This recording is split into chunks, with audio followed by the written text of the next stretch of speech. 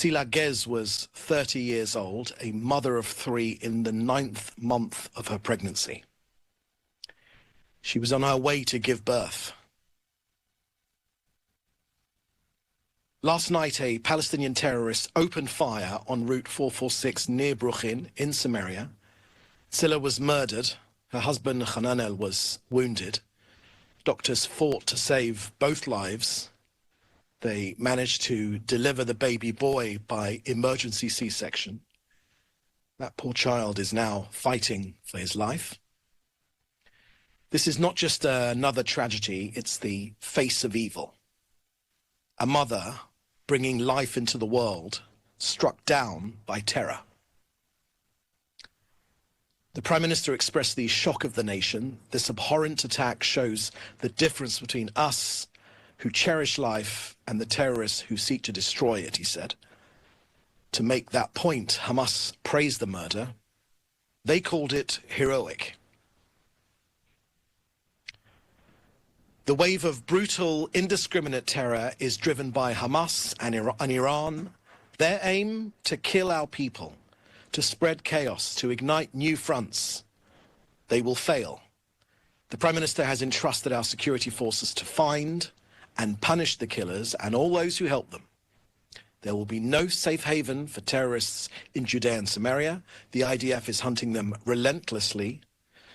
This week alone, a bomb factory was dismantled in Tulkarem, and Jenin's head of Islamic Jihad was eliminated. Israel will not rest. We will defend life proudly and without pause.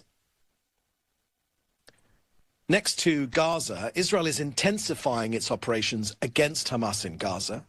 Over 2,000 targets struck and hundreds of terrorists eliminated since fighting resumed.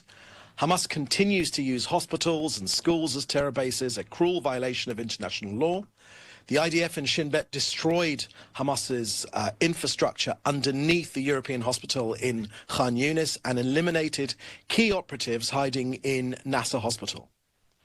On the negotiations in Doha, the Prime Minister's confirmed that following the release of Idan Alexander, Israel has a team in Doha for negotiations to release the hostages according to the original Witkoff framework. Israel has already accepted, and the Hamas terror organization, of course, as usual, have refused to accept that Witkoff proposal. It's a phased deal. Israel, and the most important phase being Hamas must release hostages. Hamas keeps saying no.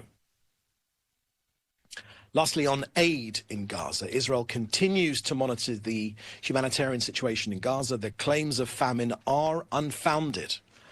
They've always been untrue. They serve the interests of Hamas. Hamas exploits the aid to operate. It operates to loot the aid, to prevent it from reaching Gazans, and it uses it for its own purposes. The answer is extremely clear. The aid must be transferred to Gazans in a manner that prevents Hamas involvement. And that is precisely what we're working on together with our American allies. Okay, that's the end of our briefing here today. I will now take your questions. Please put your questions in the chat together with your name and your news outlet, and we'll take your questions. First question I can see here is from Abbas Al-Lawati from CNN. And Abbas, you've asked, the US-backed aid organization established to manage a new model for distributing humanitarian assistance in Gaza announced Wednesday that it would begin operating in the enclave by the end of the month, and that Israel would lift its over 2-month blockade in the interim. Can you give us more details about that? And if indeed it will start operating by the end of the month? Thank you for that question, Abbas. Look, it's been very, very clear over this 19-month war that Hamas is profiting from the aid which has gone in, and unfortunately, UNRWA in particular, and others as well, have been looking the other way. During the last hostage release pause, over 25,000 aid trucks went in. There is still food in Gaza. Hamas are holding on to it. They need to open up the food to the people. Markets are open in Gaza. There is food. There's certainly no shortage The real crisis is Hamas looting and selling the aid, taxing it and diverting it to the terrorists. Now, on your point, the US, I can share with you, has proposed a new aid mechanism, and it's designed to bypass Hamas. The important point, though, is that the UN needs to cooperate. Right now, they are refusing to cooperate, and the long and the short of it is they're effectively helping Hamas stay in business. There's no famine in Gaza. There's a famine of truth. When Israel opened their gates for aid, Hamas stole it, and the UN and many so-called human rights groups know this, but unfortunately they've traded facts for fanaticism. Some of these NGOs, I would say, they're no longer defending humanity. They defend Hamas. And the blood libel which has been spread against Israel is not just a lie, it's modern-day incitement to anti-Semitic hatred dressed in humanitarian drag. When it comes to the United Nations, warning of impending gloom, as they always have. Look, the United Nations has produced 367 reports on Gaza since October 7th.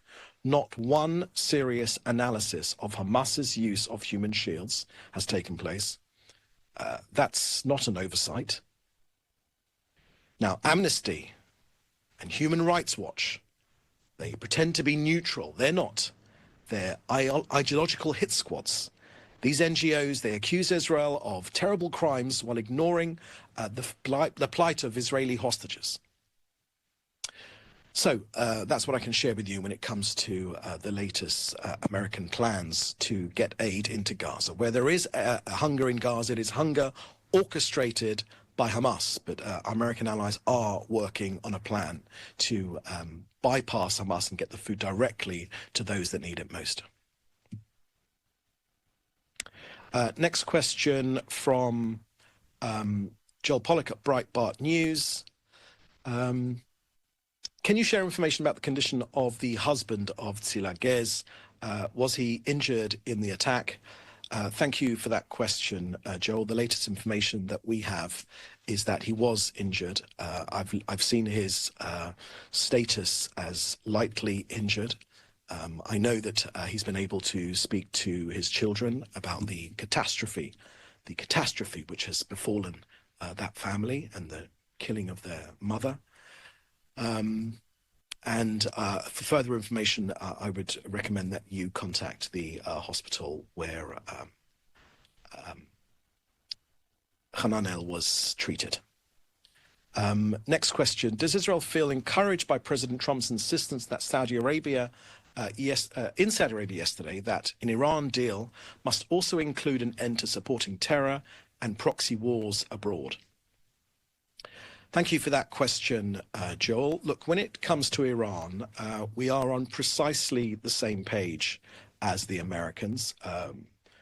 President Trump and specifically Prime Minister Netanyahu, who has made the prevention of Iran getting a nuclear weapon the essence of his leadership, and because of the leadership by Prime Minister Netanyahu on this particular issue, we have prevented that from happening.